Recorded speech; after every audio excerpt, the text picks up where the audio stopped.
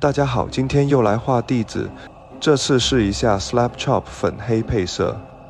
弟子的兵线是1和2做的，做好破戒者以后，还会有大量施虐者的零件，可以在各大平台上购入相对便宜的马克6板件来进行改装，接上施虐者的手臂、头部和装饰。用马克6改装出来效果也挺好的。接下来用补土喷灌上个黑色底漆，然后就是 Slap Chop 的基本流程。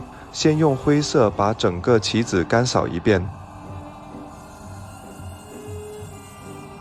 接着用白色来干扫提亮。头盔正面、肩胛和其他朝上的表面要多扫几下。干扫好了，就可以用对比漆上色，从浅色开始，把部分盔甲用粉色对比漆来涂。对比漆上色难免会一漆出界，可以用一支干净的笔马上把漆吸走，然后再重新上色。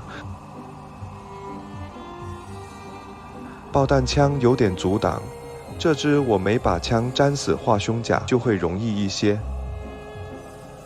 本来涂之前我还担心 Slap Chop 涂粉色效果会很暗，涂好以后效果还是可以接受的。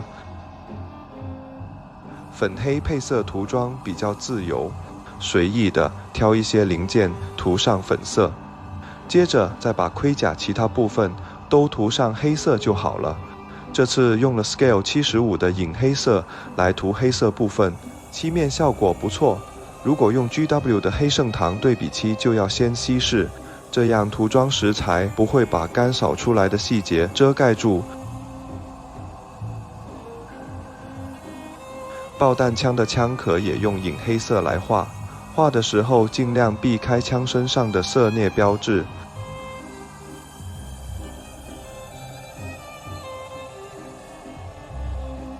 2个主色部分都画好了，一些盔甲边框留住干扫色就可以了。接下来再补充余下的细节。皮肤装饰用肉色对比漆来画，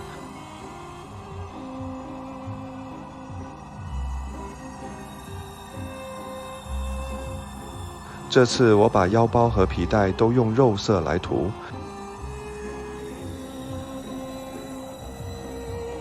接着再次用老套路，把眼睛、针管、瓶子和等离子特效都用白色画上底色。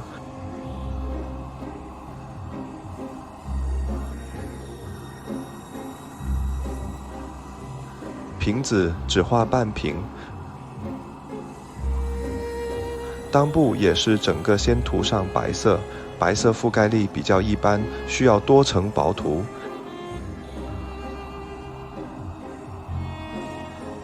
等白色干透以后，再用白色对比漆加点阴影上去。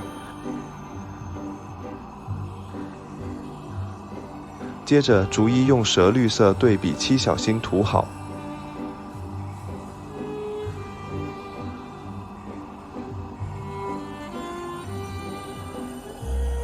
涂瓶子的药水要留一条白边作为页面效果。